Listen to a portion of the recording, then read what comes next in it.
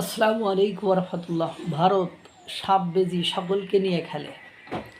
সাপও না পারে সবল দিতে, বেজিও না করতে পারে কোনো কিছু।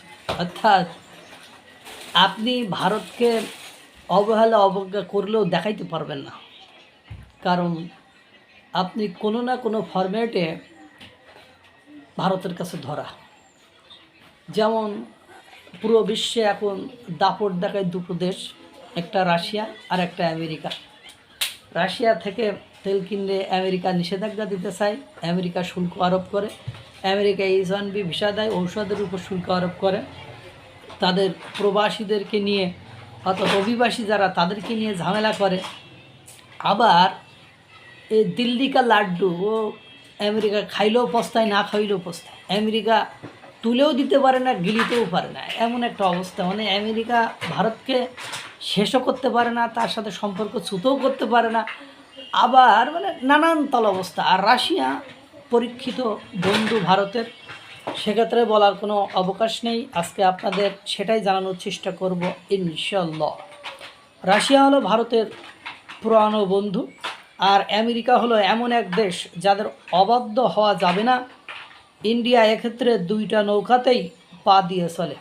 ভারত আজ বিশ্বের সেই বিরল দেশগুলোর একটি, যে একই সাথে ক্রেমলিন এবং হোয়াইট হাউসের রেড কার্পেট পায়। অর্থাৎ রাশিয়াতে গেলেও রেড কার্পেট পায়, আমেরিকাতে গেলেও রেড কার্পেট পায়। ব্যাপারটা সহজ না। রাশিয়ার সঙ্গে ভারতের সম্পর্ক পুতিনের আমল থেকে নয়। 1971 সালে যখন বাংলাদেশের যুদ্ধ হয়েছিল, মুক্তিযুদ্ধ হয়েছিল, সে 1971 সালের মুক্তিযুদ্ধে যখন আমেরিকার সপ্তম নৌবহর পাকিস্তানের পক্ষে বঙ্গোপসাগরের দিকে আসছিল, তখন সোভিয়েত ইউনিয়নই তাদের সাবমেরিন পাঠিয়ে ভারতকে রক্ষা করেছিল। আজও ভারতের সামরিক হার্ডওয়্যারের প্রায় 60% রাশিয়ার তৈরি। S-400 মিসাইল সিস্টেম থেকে শুরু করে ব্রহ্মোস মিসাইলের যৌথ উৎপাদন। রাশিয়া ভারতের জন্য এমন এক বন্ধু যে প্রযুক্তি শেয়ার করতে দ্বিধা করে না। আজ যখন ভারত ডিজেল সংকটে পড়েছিল, তখন রাশিয়া লক্ষ লক্ষ ব্যারেল তেল পাঠিয়ে দিয়ে, ডিজেল পাঠিয়ে দিয়ে তাদেরকে সেই সংকটকালীন সাপোর্ট দিয়েছে। ভারতের মহাকাশ গবেষণা সংস্থা ইসরো এবং রাশিয়ার সংস্থা রসকসমস এর মধ্যে দীর্ঘদিনের সহযোগিতা রয়েছে। ভারতের প্রথম মহাকাশচারী রাকেশ শর্মা রাশিয়ার মহাকাশ যানে করেই মহাকাশে গিয়েছিলেন। বর্তমানের গগনযান মিশনের জন্য ভারতীয় নৌচারীদের প্রশিক্ষণও রাশিয়াতেই, যে মহাকাশচারী যারা হবে তাদের রাশিয়াতেই প্রশিক্ষণ হয়েছে। এদিকে ভারত আমেরিকা সম্পর্কটা বেশ মজার, কেননা এখানেও ভারত প্রকৃতির আশীর্বাদ পুষ্ট একটি দেশ। ওয়াশিংটন এবং নয়াদিল্লির মিলনের প্রধান কারণ চীন।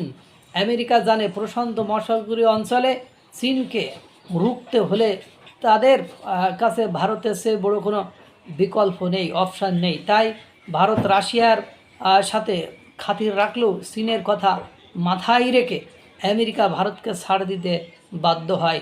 তাছাড়া দূরের দেশ হলেও ইসরায়েলের সঙ্গে ভারতের সম্পর্ক ভালো, আর ইসরায়েলের সাথে সম্পর্ক ভালো থাকার মানেই আমেরিকার সাথে ভালো সম্পর্ক বা আমেরিকার সুনজরে থাকা। বিষয়টা বুঝতে পারছেন? এটা হলো ছেলের বাপু না মেয়ের বাপু না, মিডিল পয়েন্টে আছে। আপনি খাইতেও পারবেন না, ফেলতেও পারবেন না, আপনাকে সহ্য করে যেতে হবে।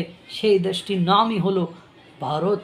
বুঝলে বুঝপাতা, না বুঝলে তেজপাতা, না বুঝলে আরও না বুঝলে তার গোষ্ঠীর লেজ কাটা। এটাই ভারত।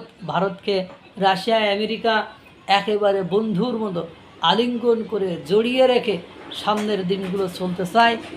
নতুবা ভারতের রাশিয়া এবং আমেরিকার শক্তির যে ব্যালেন্স করে তারা বিশ্বে চলছে, যে মোড়লগিরি দেখাচ্ছে, সেই মোড়লগিরির কোথাও না কোথাও একটা বড় ধস এবং ভাটা পড়ার সম্ভাবনা দেখা দেয়। আল্লাহ তাআলা সকলকে ভালো রাখুক, সুস্থ রাখুক। আসসালামু আলাইকুম ওয়া রাহমাতুল্লাহ।